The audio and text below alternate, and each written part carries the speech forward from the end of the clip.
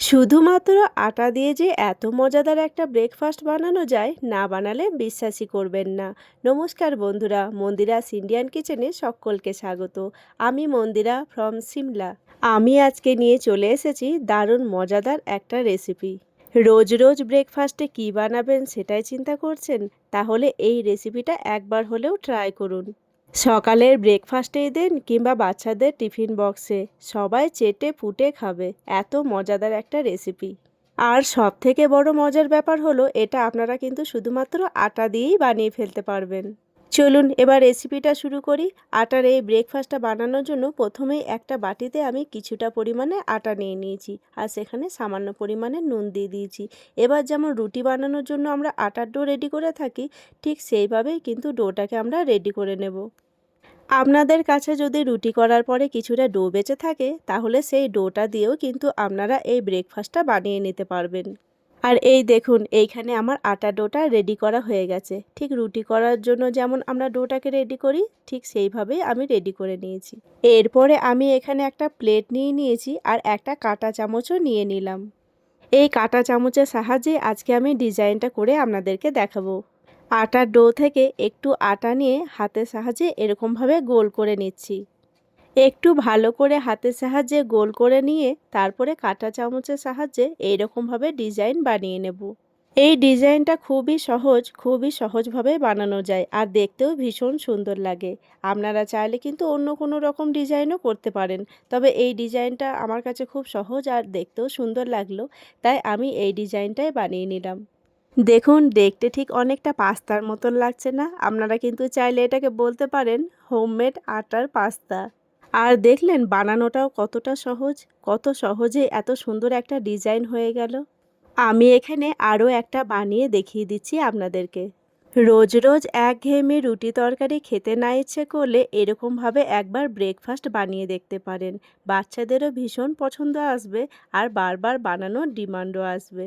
আর সবথেকে বড় কথা হলো, আপনারা এই ব্রেকফাস্টটা ঘরোয়া কিছু উপকরণ দিয়েই বানিয়ে ফেলতে পারবেন। যেহেতু এটা আটা দিয়ে বানানো হচ্ছে, তাই এটা কিন্তু পুষ্টিকরও। আমার এখানে সব পাস্তাগুলোই কিন্তু বানিয়ে নেওয়া হয়ে গেছে।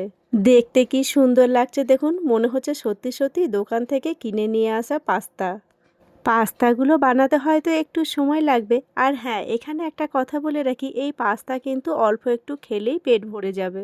আপনারা কিন্তু রুটির হিসেব করেও এই পাস্তাটা বানিয়ে নিতে পারেন। এবার আমি রান্নাঘরে এসে গেছি আর গ্যাসের ওপরে একটা পাত্র বসিয়ে দিয়েছি, আর পাত্রের মধ্যে কিছুটা পরিমাণে জল দিয়ে দিচ্ছি। জলের পরিমাণটা আমি আমার হিসেবে দিলাম, আপনারা আপনাদের হিসাব মতন দিয়ে দেবেন। জলটা বেশ ভালো পরিমাণে ফুটে এসেছে। এরপরে যে আটার পাস্তাগুলো বানিয়ে রেখেছি, সেটা অল্প অল্প করে এর মধ্যে দিয়ে দেব। খেয়াল রাখতে হবে জলটা আমাদের ফুটন্ত হতে হবে। ফুটন্ত জলের ওপরেই কিন্তু এই পাস্তাগুলো দিতে হবে। আর পাস্তাগুলো আমি অল্প অল্প করেই দিচ্ছি, কারণ যেহেতু এটা আটার পাস্তা, পুরোটা কিন্তু লেগে যাওয়ার ভয় থাকে।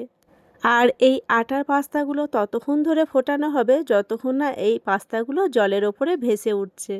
আমি এখানে 15 থেকে 20 মিনিট মতন পাস্তাগুলোকে ফুটিয়ে নিয়েছি। দেখুন, পাস্তাগুলো এখন জলের ওপরে ভেসে উঠেছে। আমার পাস্তাগুলো এখানে ভালোভাবে সিদ্ধ হয়ে গেছে। এবার পাস্তাগুলোকে একটা ঝাঁঝরার সাহায্যে একটা পাত্রের মধ্যে উঠিয়ে নেব। আমরা যেমন বাজার থেকে পাস্তা নিয়ে এসে গরম জলের মধ্যে ফুটিয়ে নিই, এই পাস্তাগুলোও ঠিক সেইভাবে সিদ্ধ করে নিতে হবে। আর এরপরে পাস্তাগুলোকে ঠান্ডা জলে ভালো করে ধুয়ে নিয়েছি। এরপরে গ্যাসের ওপরে একটা পাত্র বসিয়ে দিলাম আর পাত্রের মধ্যে কিছুটা পরিমাণে তেল দিয়ে দিচ্ছি। তেল দিয়ে ভালো করে পাত্রটাকে ঘুরিয়ে নিচ্ছি। আর ওইদিকে যখন পাস্তাটা সিদ্ধ হচ্ছিল, তখন আমি এইদিকে একটা টমেটো আর দুটো মিডিয়াম সাইজে পেঁয়াজকে কুচিয়ে রেখে দিয়েছিলাম। তেলটা এদিকে গরম হয়ে গেছে। এবার কুচিয়ে রাখা পেঁয়াজ আর টমেটো কুচিটা তেলের মধ্যে ঢেলে দিচ্ছি।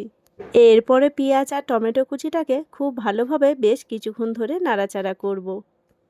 আপনারা কিন্তু চাইলে এখানে আপনাদের পছন্দের মতন ভেজিটেবলসও দিতে পারেন, সেটাও কিন্তু ভীষণ ভালো লাগে। টমেটো আর পেঁয়াজ কুচিটা একটু ভাজা ভাজা হয়ে গেছে। এরপরে এখানে পরিমাণ মতন নুন দিয়ে দিচ্ছি সামান্য পরিমাণে চিনি। আপনারা চাইলে এটাকে স্কিপও করতে পারেন, তবে এটা দিলে কিন্তু স্বাদটা বেশ ভালো হয়। আর পরিমাণ মতন হলুদের গুঁড়ো দিয়ে দিচ্ছি, কিছুটা পরিমাণে দিয়ে দিচ্ছি জিরের গুঁড়ো, আর কিছুটা পরিমাণে দিয়ে দিচ্ছি লঙ্কার গুঁড়ো। এরপরে সব কিছুকে খুব ভালো করে নাড়াচাড়া করে নেব বেশ কিছুক্ষণ ধরে। বেশ কিছুক্ষণ ধরে নাড়াচাড়া করার পরে এরপরে যে পাস্তাটা আমরা সিদ্ধ করে রেখেছিলাম সেই পাস্তাটা এর মধ্যে ঢেলে দেব। এরপরে সব কিছুকে খুব ভালো করে আবারও নাড়াচাড়া করব বেশ কিছুক্ষণ ধরে। এরপরে আমি এখানে কিছুটা পরিমাণে সস দিয়ে দিচ্ছি। আপনারা চাইলে এখানে কিন্তু কিছুটা পরিমাণে সোয়া সস বা চিলি সসও দিয়ে দিতে পারেন। আমার কাছে ছিল না, তাই আমি এটা স্কিপ করে গেলাম। আর এই সব কিছুকে আবারও খুব ভালো করে নাড়াচাড়া করে নিচ্ছি। সব কিছুকে খুব ভালো করে নাড়াচাড়া করার পরে এখানে দিয়ে দিলাম কিছুটা পরিমাণে জল। জলটা দেওয়ার পরে ভালো করে নাড়াচাড়া করে বেশ কিছুক্ষণ ধরে এটাকে ফুটতে দেব। বেশ কিছুক্ষণ ধরে ফোটার পরে দেখুন এখানে জলটাও শুকিয়ে গেছে আর পুরো পাস্তাতে একটা গ্রেভি টাইপের তৈরি হয়েছে। আর দেখুন দেখতেই কতটা লোভনীয় লাগছে। এরপরে এর মধ্যে দিয়ে দেবো 1 প্যাকেট ম্যাগি মশলা। আমি বলবো ম্যাগি মশলাটা কিন্তু একদম স্কিপ করবেন না, কারণ ম্যাগি মশলাটা দিলে কিন্তু এর স্বাদটা দ্বিগুণ হবে। ম্যাগি মশলাটা দেওয়ার পরে আবারও সব কিছুকে খুব ভালো করে নাড়াচাড়া করে নেব। আমার এখানে আটার পাস্তাটা প্রায় রেডি হয়েই গেছে। আমার এই ছোট্ট ছোট্ট রেসিপিগুলো আপনাদের কেমন লাগছে অবশ্যই কমেন্ট করে জানাবেন। ভালো লাগলে লাইক, শেয়ার, সাবস্ক্রাইব করে পাশে থাকবেন। আর যারা নতুন বন্ধু হতে চান তারা লাইক করে সুন্দর করে একটা কমেন্ট করে যাবেন। আর সেই কমেন্ট ধরে আমিও পৌঁছে যাব আপনার পরিবারে। আপনারাও ঝটপট বাড়িতে বানিয়ে ফেলুন এরকম মজাদার একটা রেসিপি। এর স্বাদ এমন যে বারবার বানিয়ে খেতে ইচ্ছে করবে। আমার এখানে পাস্তা একদম রেডি। এবার আমি এই পাস্তাটাকে একটা প্লেটের মধ্যে সার্ভ করে নিচ্ছি। দেখুন পাস্তাটা দেখেই কতটা লোভনীয় লাগছে আর কতটা মজাদার। তাই আর একটুও দেরি না করে আজই ঝটপট বানিয়ে ফেলুন মজাদার এই ব্রেকফাস্ট রেসিপিটা।